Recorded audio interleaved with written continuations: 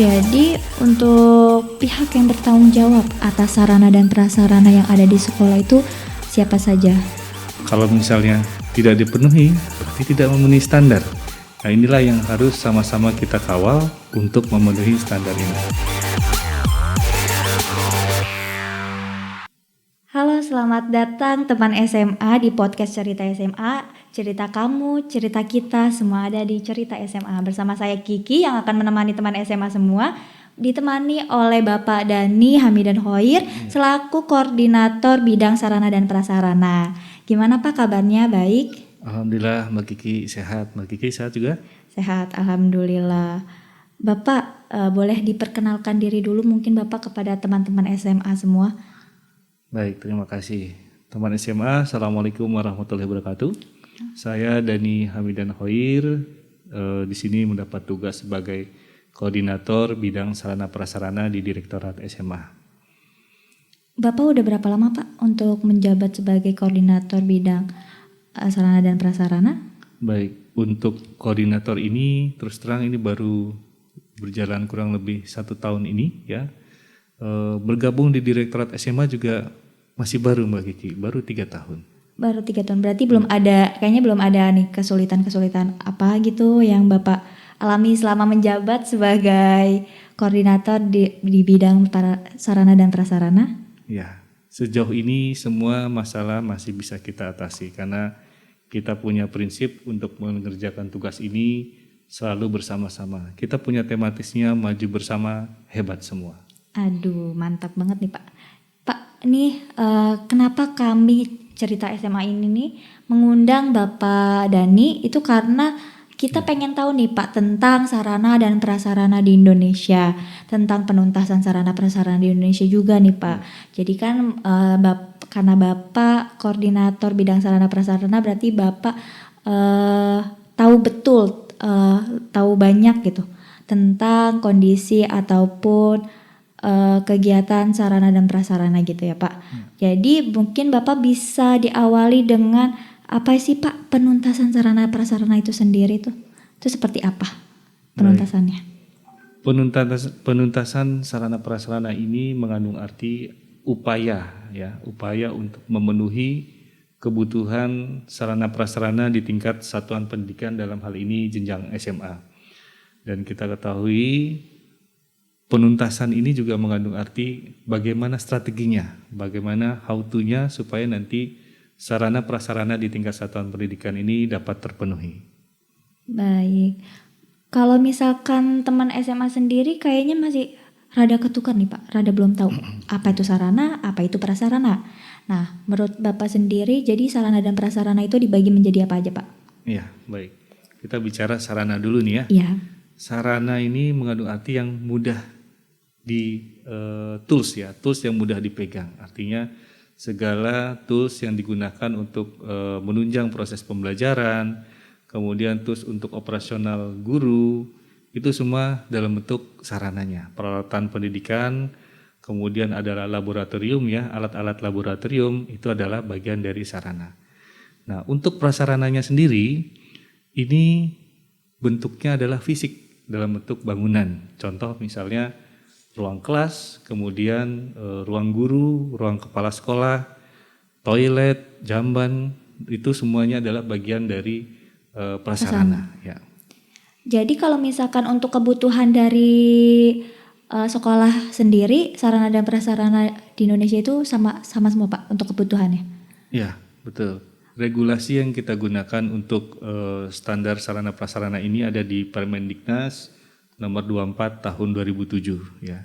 Di situ dijelaskan apa itu komponen yang ada dalam sarananya dan apa itu yang komponen di dalam prasarananya. Yang seperti tadi saya sampaikan, sarana adalah alat-alat yang sesuai dengan standar yang digunakan di sekolah ya untuk pembelajaran, untuk laboratoriumnya, dan juga untuk prasarananya adalah ruangan-ruangan apa saja yang dibutuhkan sebagai proses penunjang pembelajaran di sekolah.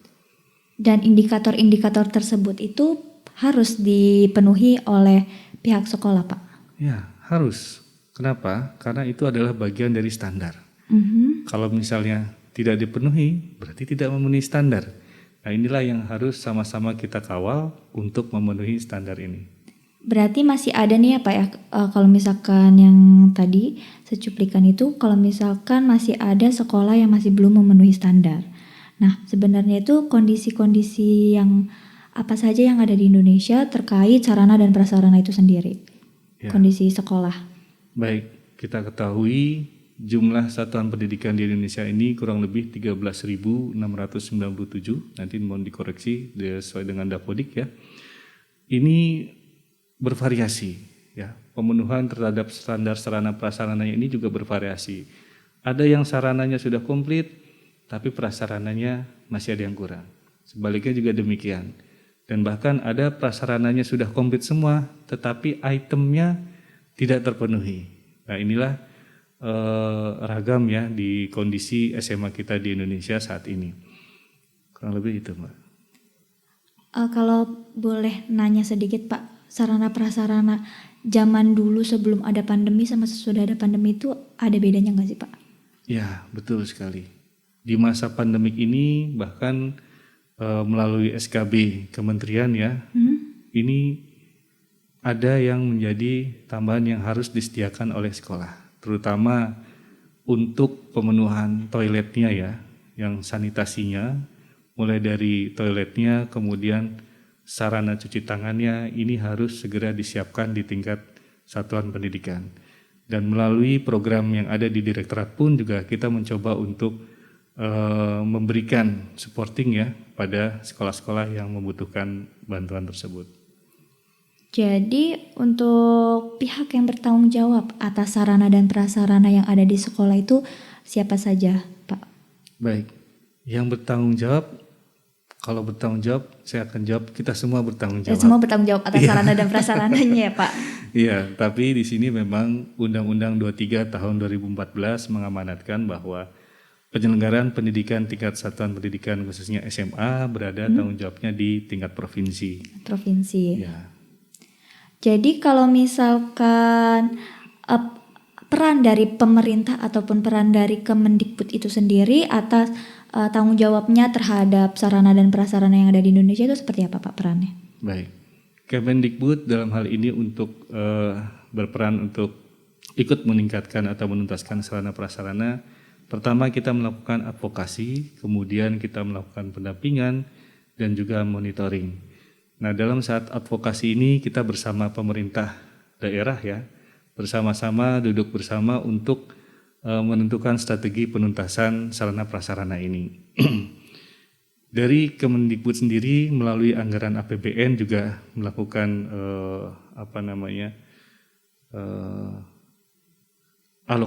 pengalokasian anggaran untuk pemenuhan sarana prasarana ini. Pertama ada dari melalui APBN murni langsung dari Kemendikbud, ada juga yang melalui dana alokasi khusus. Baik, seperti itu.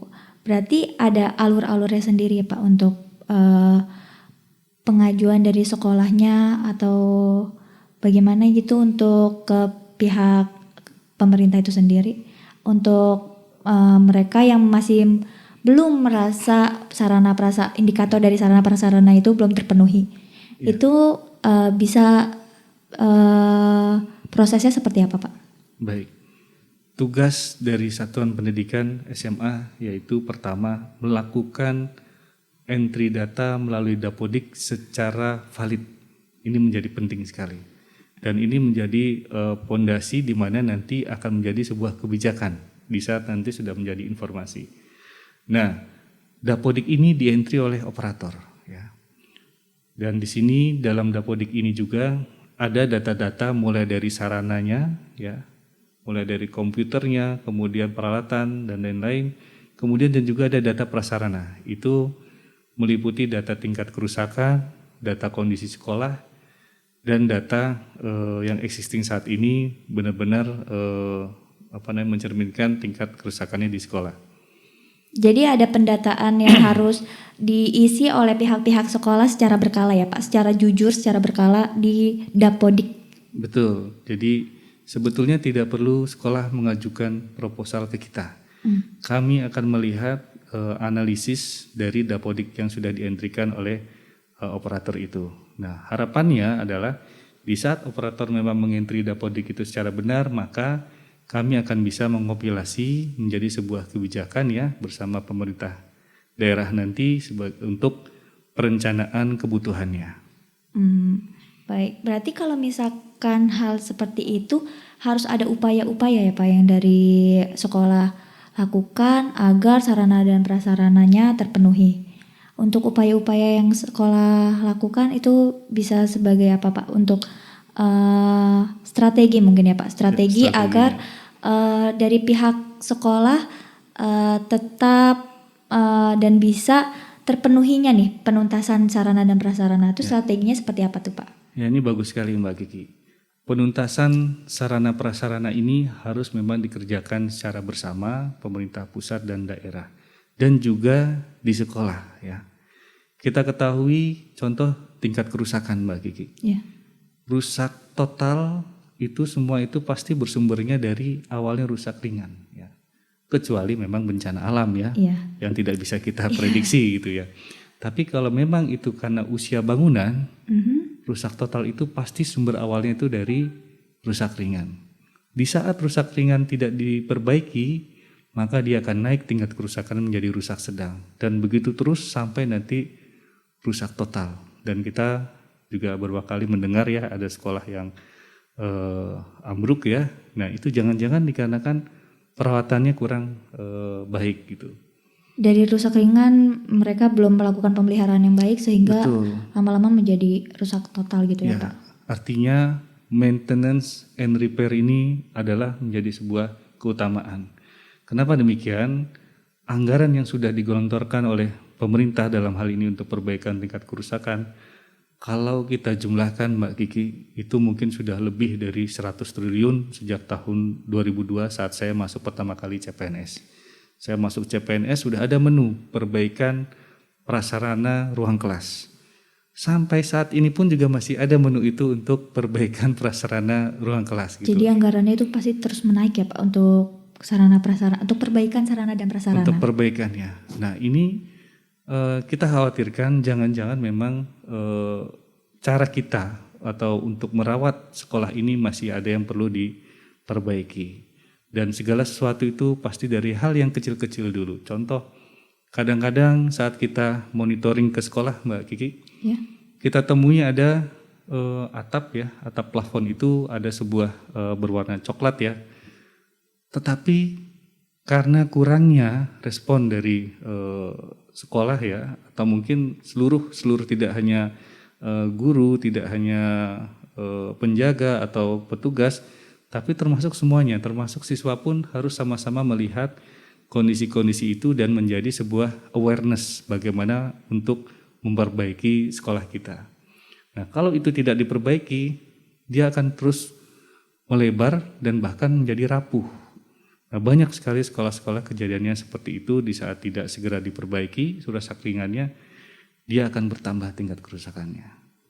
Jadi teman-teman SMA juga harus tetap menjaga nih sekolahnya supaya tetap bagus, tetap baik. Kan itu juga demi kebaikan teman-teman SMA sendiri ya Pak. Ya, untuk kenyamanan mereka saat mereka melakukan KBM gitu ya Pak. Betul sekali. Nah boleh deh Pak sekalian nih untuk pesan dan harapan Bapak terkait penuntasan atau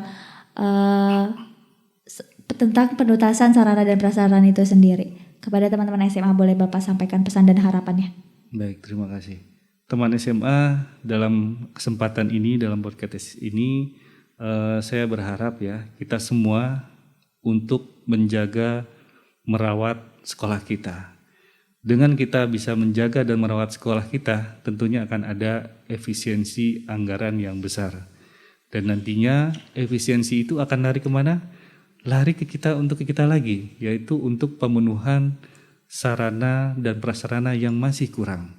Dengan adanya efisiensi itu, kita bisa melakukan pengalihan anggaran untuk sarana. Contohnya peralatan laboratorium ya, yang Mbak Kiki tahu sekarang sudah berkembang sangat banyak sekali jenis-jenis peralatan yang virtual, kemudian yang ya pokoknya serba canggih lah. Iya. Nah itu belum banyak tersentuh oleh kita. Untuk itu dengan adanya kita melakukan perawatan, menjaga sekolah kita hingga nantinya bisa melakukan efisiensi, insya Allah anggaran itu bisa teralokasikan untuk hal-hal yang lebih ke arah sarananya. Mungkin itu Mbak Kiki. Oke, terima kasih Pak Dani telah menyampaikan informasi terkait sarana dan prasarana di episode Cerita SMA kali ini. Dan saya Kiki undur diri, sampai ketemu di episode Cerita SMA selanjutnya. Cerita kamu, cerita kita, semua ada di Cerita SMA.